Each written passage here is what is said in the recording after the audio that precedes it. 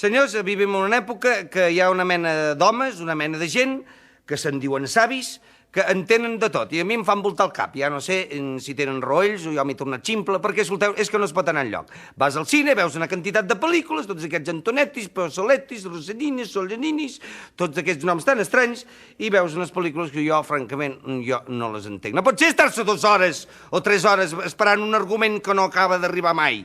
La gent surten del cine amb el cap baix i les dones, que són en aquest sentit, la dona és més franca i més intel·ligent que l'home moltes vegades, i ja ho veu que li han pres el pèl i li diu al marit: escolta, tu, què hem fet aquí? Tu, que no has vist? Què ens hem fet? Vols dir que no hem passat els rotllos al revés, tu? Calla, ja en parlarem a casa, calla. És així, la gent són covards.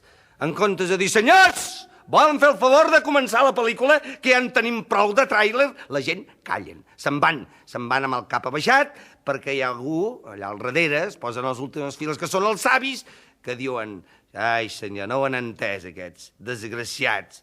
Esto cine. I no diuen res més. No et donen més explicacions. Esto es cine.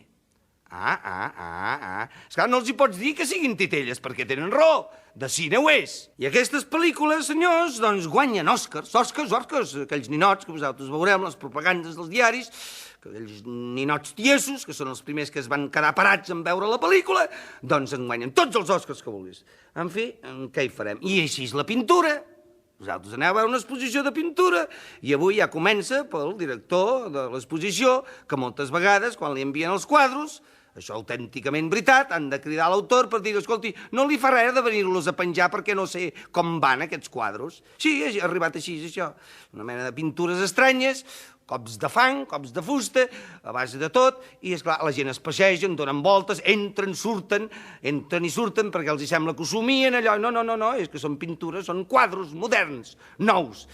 Senyors, però a quin punt hem arribat? I encara, a vegades, que hi ha l'autor, el veus allà sentat: què, li agrada això? I la persona aquesta, com al cine, en comptes de cridar, en comptes de dir-li no diu: no, home, sí. Bueno, i llavors l'altre ja s'hi abona. Sí, esclar, vostè està acostumat a aquella pintura ja passada, i allò, aquells gargots d'en Velázquez, aquelles tonteries que feien aquella gent. Home, sí, esclar. No, miri, jo, la veritat, jo estava acostumat a veure el nas al seu lloc i vostè me l'ha clavat al cap davall de l'esquena. I, esclar, m'hi costa ara d'acostumar-m'hi, li haig de ser franc, oi? Sí, bueno, esclar, però miri, avui el nas és allò, caigui allà on caigui. Ells et donen totes les explicacions. És l'esperit que ha de veure, és l'ànima de la pintura, l'ànima que t'aguanta. Senyors, ha arribat un moment que ja no pot ser, hem de parlar. I com els hi hem de donar la batalla a aquesta gent? Doncs jo us ho diré, és molt fàcil. Quan se us acosti un individu, per exemple, a la pintura concretament, i un quadre d'aquests que no hi ha qui l'entengui, en comptes de dir: home, si no, esteu perduts, perquè us convenceran amb quatre paraules ximples. No. Quan us ho diguin, com que el món és del que crida més, quan així, abans que hagi acabat de dir si us agrada, que us agrada cosa, molt! Veureu que ell pensarà: m'ha fumut. No pot ser que li agradi tant. Així, és a base de cridar molt.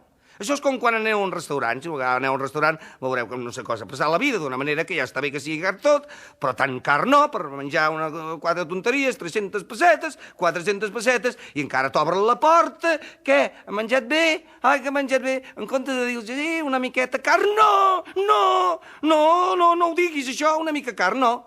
Quan et pregunti: què, ha menjat bé? Sí, molt. I barato! Així, amb aquest crit. Veureu com aquell home dirà: carai, aquest no torna més. És així.